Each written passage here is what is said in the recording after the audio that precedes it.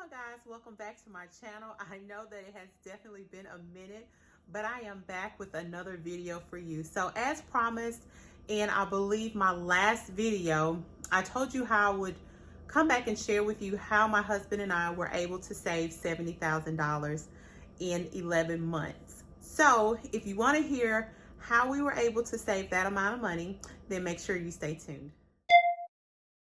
Say that our finances were not impacted during the pandemic, unlike millions of other people across the world, and I do not take that for granted, and I am definitely thankful. But I would not be honest if I did not say that the pandemic did not help us on this savings journey for this past year. And that's primarily because we were not able to travel, we were not eating out, and we did not take on or have any leisurely activities outside of being able to just walk around our neighborhood. Now, aside from the pandemic, I'll go ahead and share with you other measures that we've taken to save. And like I've stated in previous videos, it all started with a budget. We also are debt-free. So me and my husband first started out on a debt-free journey. Once we paid off all of our debt, we began to work on savings because we are working towards purchasing a home. And we wanted to be able to put down what started as a significant deposit, then went over to being able to pay cash for a home. But it looks like in recent times, like that too will be changing, and I will be sharing with you more information as we continue on that journey. But not to get off track, we had a pandemic, which it kind of restricted us to being at home. Then we had a budget in place, as well as being debt free.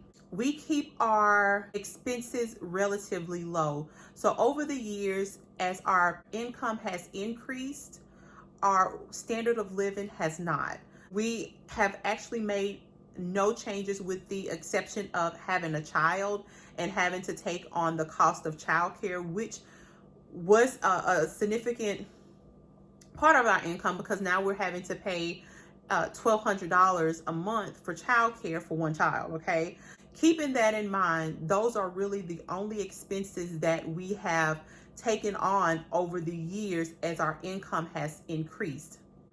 Another way that we were able to save that helped is that my husband and I both have secondary jobs that we've taken on to be able to purchase. So for me, during the pandemic, I kind of went a little crazy with shopping for clothes, even though we were going absolutely nowhere. But the reason that I was able to do that is because I created a business that brought in that additional income to help fund some of the other things that I wanted to be able to do that did not impact our savings and the goals that we were trying to reach for future purposes. Because I really don't believe that you should save everything for tomorrow and not enjoy today. So it's really important that you find that balance, right? So whether you are on a journey to be able to save a certain amount of money, or you are working to maintain what you have or get out of debt, I think it's really important that you reward yourself along the way and not make your budget so strict and strenuous that you're not enjoying life, because it makes it that much harder to be able to stick to that. So that was the reason, not the only reason, but we needed the additional income to come in to be able to get us where we want to go in the future, as well as to take on some of those leisurely activities that I call leisurely activities. To be honest with you, was really just shopping on clothes and stuff that now I can't even wear. So thank you, Quarantine Pals. And I also go back to the pandemic, where now we were no longer eating out.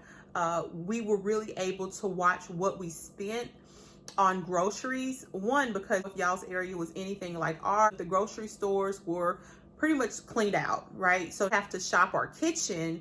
So I would highly encourage anyone that is on any kind of journey, whether you are maintaining, you are saving, you are trying to get out of debt, whatever that journey looks like for you, I would highly encourage you to shop your own kitchen before you go out to the grocery store and make additional purchase, because sometimes we find ourselves buying the same things over that we already have at home. Now we are not only living well below our means, but we are also living on one person's income, and it helps us to be able to save the other. Those are some ways that we were able to save $70,000 over the course of last year.